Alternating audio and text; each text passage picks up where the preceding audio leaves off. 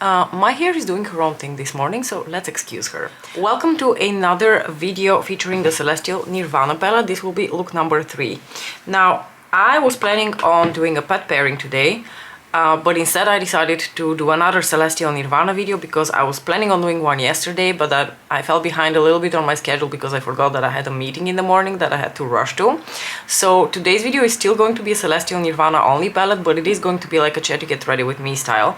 So if you would just like to see the eye look, then skip ahead to that portion of the video, because for the rest I'm just going to be doing my makeup and chatting you up.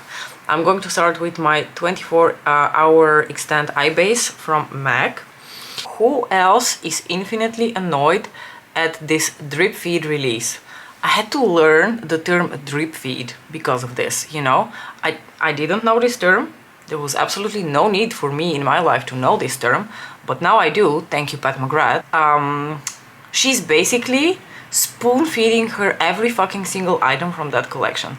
Last week when I was at my congress, I received an email that finally some more things from the collection are dropping, and I thought, finally, we're getting everything. Finally, I will be able to purchase the 5 pens, the blush, the lipstick, and call it a day. Nope. She released the... What did she release last week? I think the highlighter, the single blush, and one of the blush palettes. How fucking nonsensical is that? Why release only one of the blush palettes? So one of the blush palettes and the 2 lipsticks are still to be released, hopefully this week, 3 or like 4 weeks later after the Nirvana palette was released. Okay, not 4, but like at least 3 weeks. I refused to participate in the insanity of ordering every single item that comes out of the collection separately, even if it is offered with free shipping. I'm just going to wait a little bit longer until she releases everything, and then I was hoping that would be last week, and now it's hopefully going to be finally this week. But I just absolutely 100% refuse to buy every single item separately because, and don't take this wrong, I'm not a phony, I'm not someone who like lives a very green, eco-friendly life, but if I can, you know, contribute at least a little bit by not being extra with my makeup purchases, then I will. And this is one of those instances where I will wait until she releases everything so that I can purchase one more package. It would have been great if she had released the Nirvana palette together with everything else and I had to only have one package shipped to me and pay for shipping only once. But at the worst case scenario, I thought, okay, 2 packages is the most that I'm willing to, you know, make a compromise for. So anyway, that aside, I just wanted to chat with you about, you know, where I've been, how the congress was, all of that stuff. I'm taking the First Aid Beauty Bendy Avocado Concealer. This is in the shade... am I ready to go back to 2? Or should I use still 3? You know what, let's try. Actually, you know what? Now that I'm a little bit lighter in tone, maybe I can go back to testing out this NYX concealer. This is the Bear With Me Concealer Serum that one of you recommended as a very hydrating concealer, because I always need something with quite a bit of hydration underneath my eyes. And I don't think that I've actually used this concealer by itself much, so I would really like to test it out and make up my mind on how I feel about it, you know, on its own. Because prior to my summer holidays I was only able to wear it like once or twice, and that was not enough for me to form an opinion. So let's test that out today, and I think that I finally more or less gone back to normal shades of concealer and foundation. Speaking of concealer and foundation, I don't know if that's interesting to you, but I will share it anyway, what I brought to the congress with me. So I was on a congress last week in the like research field that I work at. We have this congress that happens every 2 years, and I will talk a little bit about the actual congress after I tell you what makeup I brought with me. So I'm taking my Double Wear Light Foundation from Estee Lauder that I have. This is actually something that I inherited from Alice that she wasn't using anymore, and this is something that I was specifically saving up for the congress because when she gave it to me it was already like quite far gone, and you can see now from the packaging that it's almost finished.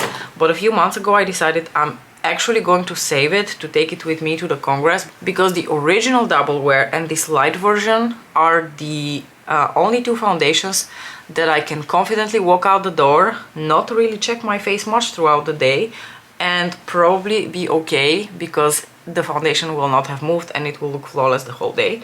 And honestly, the packaging of this is so much lighter than the frosted bottle, the heavy frosted bottle that the original comes in. So it was just very convenient because it was basically almost empty. Great formula, you know, something that I can count on, because I knew I would have to have long, tiring days. For powder, I also took the one that I'm going to use today, which is this Hourglass ambient lighting powder in the shade Dim Light. And may I point out the huge pan that I already have in this. And yes, it is a mini, but I've been at it for a while and I'm actually really happy. I would really like to finish this by the end of the year and just slowly go through my powder, so that I can make up my mind if I want to purchase a full size of this one, or transition to like trying something completely different, because I really do like the finish of this powder, especially with those Estee foundations. Obviously this is perfect for traveling because it is so small and so lightweight. And then for bronzer, I took with me my Nabla Skin Glazing in the shade Dune, because I wanted something that has lighter packaging, and the packaging of that bronzer is like a little bit more lightweight compared to a lot of my other more like luxury things. And it also has a really beautiful tone to it. It's like neutral enough to not really matter so much what I was doing on my eyes. I could have taken my little Hourglass, what is this one? Diffused Bronze Light, which is what I'm going to actually use today, because it's so small and compact. But this bronzer is a little bit cooler in tone. And for blush, I absolutely wanted to take with me the blush that makes me feel the most confident in my life, and that is my beloved Desert Orchid from Pat McGrath. So Desert Orchid came with me to the Congress. And in terms of highlighter, I also had to rely on one of my Pat highlighters. I took the shade Golden Moonlight. That shade is just the ultimate highlighter for me, and I was very happy that I took both of these, because they just made me, you know, they always make me feel good in terms of like confidence, and they just look really good and are quite, you know, universal with all the looks that I wanted to do. Because I had a little bit of an idea already what kind of clothes I'm bringing with me and what kind of looks I can do. And obviously the thing that you're the most excited about is hearing about the eyeshadow palette that I brought with me, because I only brought one. Now I put this bronzer today because I specifically wanted to demo again, not just show you, but demo again this blush that I bought from Gucci. This is the shade Rosy Beige, and I demoed this, I think, last week. Was it just last week? It feels like it's been like 3 weeks ago, but it was, I think, only last week, or maybe the week before. Anyway, it doesn't matter. And I talked about, you know, not being sure about the shade of this, and I still think that once you start blending this out, this becomes too mauve and too pink. So what I do now is I just kind of like stamp it. I don't use any sort of like swirling motions. I literally just stamp it like this on my face and avoid any sort of blending, so that it stays a little bit more like a brown mauve rather than a pinky mauve, which is not the shade that I'm going for when it comes to this blush. And you can already see how nice these two look together because of the cooler tones of the bronzer. And I'm going to keep it with the cooler tones and take out my Lunar Nude highlighter from Pat McGrath. This is last year's holiday release from her, to complete the like more cooler toned cheek.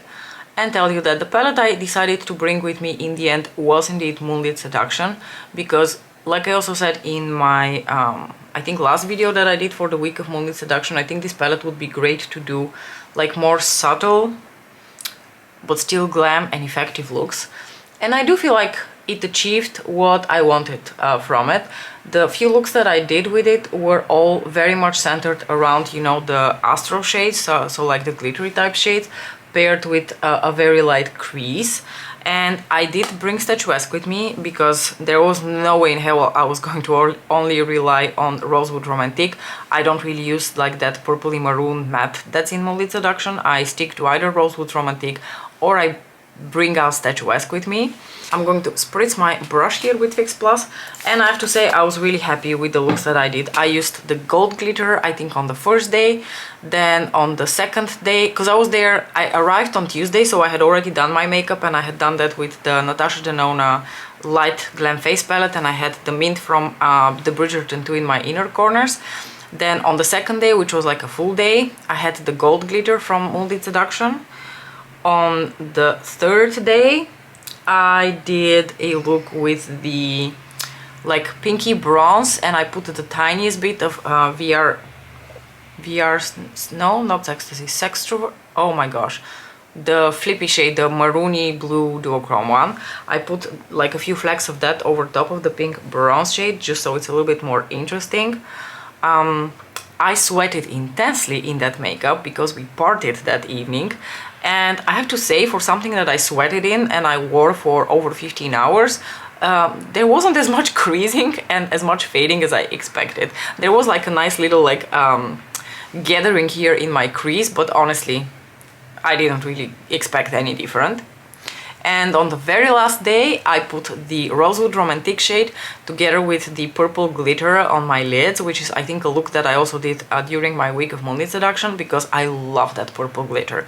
I just love it on its own on the lid. I don't even need to layer it over things. I love it on its own. This looks really nice, right? Together with like the cooler tone bronzer and the cooler tone highlighter. I think this blush just looks so beautiful, and I do think I'm going to get so much use out of it. I love the bronzer as well, the shade 03, but I love it so much more with something like Desert Orchid, like something warmer and peachier. It's just all about combining the right tones to actually enjoy the shades. Now, without further ado, let me tell you what I'm going to do for a look today, because I've got a little bit of an idea about it. I want to do something that is, I don't want to say neutral, because I don't think in the end it will be totally neutral, but let's say it will be a bit more toned down, with the option to tone it down even more depending on your personal preferences. So I'm going to do this one in the crease, this one in the outer corner. This is one of the metallics that I really still haven't tried at all on my lids yet. And then I think it might be really fun to put this one in the inner corners and this one on the lower lash line. And with that, let's switch to talking about the Congress. The Congress was absolutely amazing. Taking that light taupe shade through my crease now. So the Congress, like I said, is exactly in my research topic, and it's a Congress that's only been organized since like 2012. And I've actually only been to that Congress only once before, in 2016. So I started working in this research field in 2015, and then in 2016 not only did I go to my first like Congress in my research topic, but it was also organized by our group, not by me personally, because at that time I had just started, so I contributed very little, but it was organized by our group and it was held in Amsterdam. And while I really enjoyed my first Congress, I didn't really get that much out of it, because at the time I was kind of like a newcomer to the field. I didn't really know anyone, and because I didn't really have much data to show at that point, I didn't have a presentation and I didn't even have a poster. And I don't know whether you guys know how like science congresses work, so let me just quickly explain. So you go somewhere for a couple of days, like a couple of extremely intense days, with a program that starts in the morning and then runs all the way until almost the evening, like easily 7 to 8 o'clock, and you have alternating sessions of PowerPoint presentations and poster sessions. And usually people that have like more like breakthrough research or whatever is trendy in the field at the time are given the opportunity to present, and everyone else gets to make a poster. And then during the poster session, when you're scheduled to present your poster, you stand next to it and then people come and talk to you. And like I said, in my first Congress I didn't have either of those, and when you don't really have anything to show, there's also very little like interaction with other people in the field.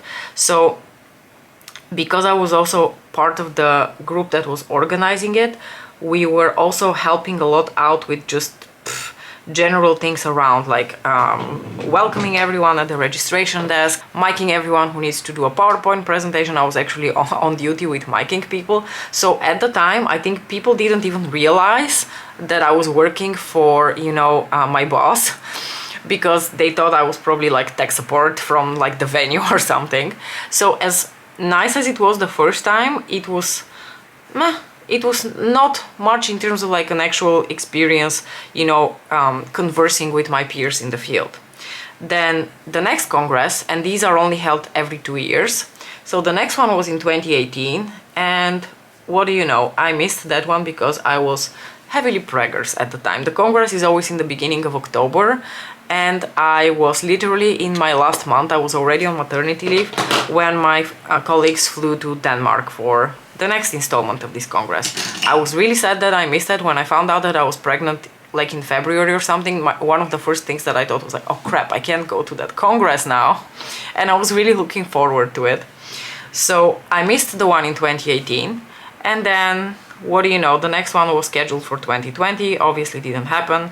Then it was rescheduled for 2021, again didn't happen, and now finally it happened again in the year of 2022.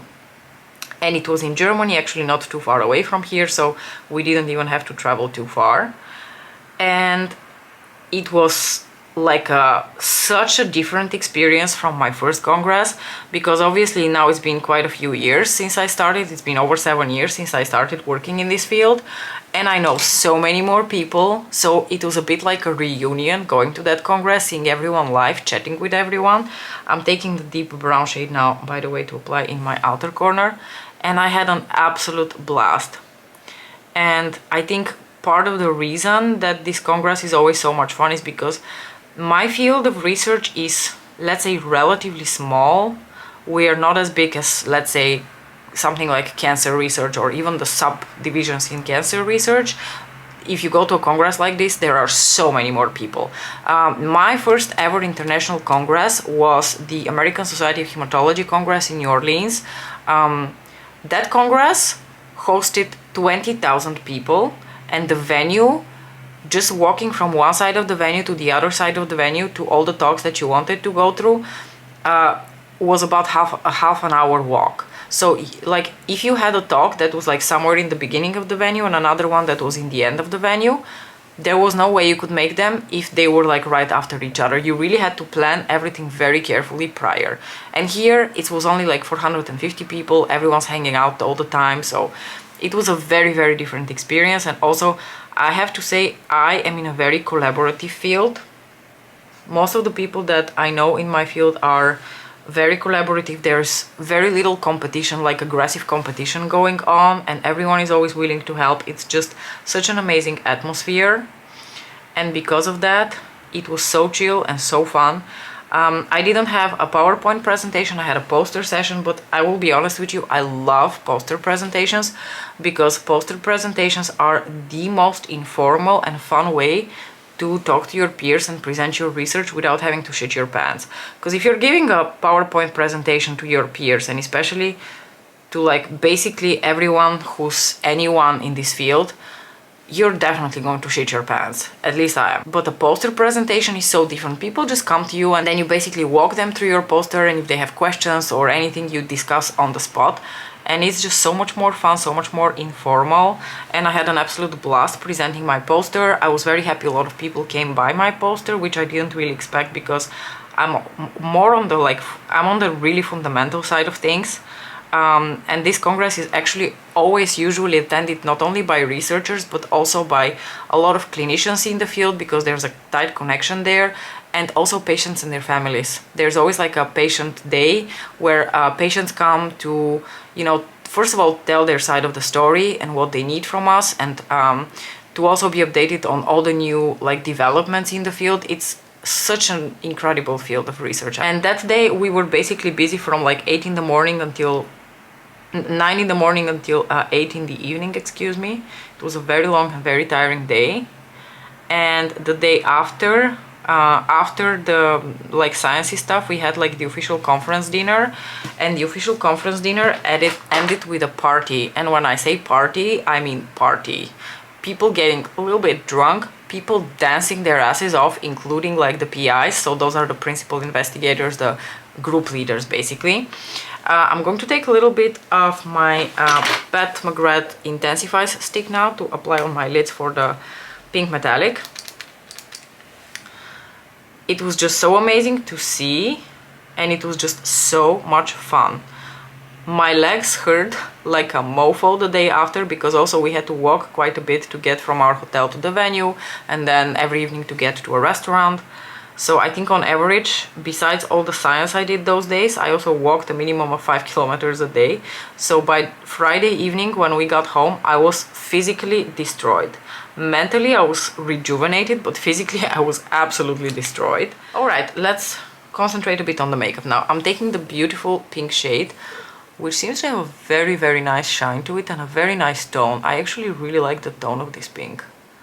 Such a pretty pink shade. Now I'm going to put that all over my lid. So on Friday the congress closed. We got back home, like I said, full of, you know, new friendships, new ideas, and just absolutely rejuvenated in terms of, you know, professional motivation. Oh, Mona is here and he's making cute little kitty sounds. I am going to blend the pink shade together with the crease a little bit. And may I say, I really like this pink shade. It has a very nice tone to it. It's a bit warmer, a bit more neutral almost. Not so much in your face. I'm sure that if you were to pair this with like the pink matte here, it would probably look much more in your face. But I really wanted something a bit more toned down. Have I made your ears bleed with my congress stories? Don't think there's anything more I want to share. I think it was just really, really fun. I really enjoyed myself, and I just wanted to tell you a little bit about that side of my life. Okay, now I'm going to go into that golden green shade. So the one right here. And I'm going to whack that in my inner corners. And I don't know how that's going to work out, but let's find out. Again, it's maybe a little bit too dark to be in my inner corner.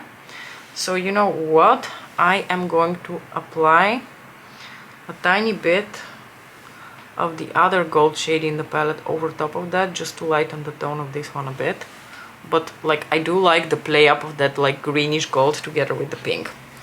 The shade that I'm talking about is this one. I'm going to take a little bit of this and apply it over top of the other gold, just to lighten up the tone a bit, so that it looks more like an inner corner highlight and it doesn't darken the inner corners of my eyes too much, because my eyes are already really small. I don't want them to appear even closer together and smaller. Now if you want to keep this look more toned down and take it into a more neutral direction, then just apply the two browns again on the lower lashes. That's not what I'm going to do. I'm going to apply a little bit more of the Intensifies stick on my lower lashes, and I'm going to apply the green matte there, because I really do like the combination of the pink and green. And I'm going to gently press that green here on my lower lashes. I didn't want to do a look with like the gold on my lids and the green in the outer corner, because I think literally everyone who has demoed this palette has already done this look. So I find it a little bit boring, and I didn't want to do something everyone else has already done. So I figured I would show you what else you can do with these two shades, which is, you know, something like this. I'm going to clean that brush off now and give that green a nice little blend. For a lot of the complaining that I've been doing that the metallics in this palette are so unimpressive, I have to say the mattes truly are impressive. They're really beautiful spot-on tones, like of rich, vibrant color, and the actual formulas are so good.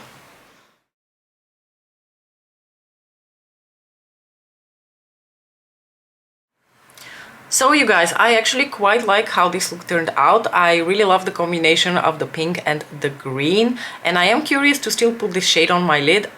I think I would still pair it with the neutrals. It looks really pretty with the green, but like I said, nothing interesting to me. I would actually really like to see this shade in the context of like a more neutral look. I do have some ideas in mind, because I actually think a lot of these like matte shades would look really beautiful as like colorful eyeliner moments, so I'm going to do something with that at some point. But overall, I'm quite happy with all the looks that I have been doing so far. The only thing, you know, and that's very me thinking, because I just love my glitter, but the only thing I'm missing from this look now is just the tiniest bit of glitter over top of that pink. And I cannot stop thinking about the glitter in the Bridgerton 2 palette, so I'm going to sneak in a little bit of a pet pairing here. One sec. Don't you just think it would be so nice if we put a couple of those like glitter particles here over top? Because they also have the tiniest bit of a gold flip too. I usually don't like to put this after I've applied my mascara, but I can't help myself, and I really wanted you to see the look without anything over top. But now I really can't help myself anymore.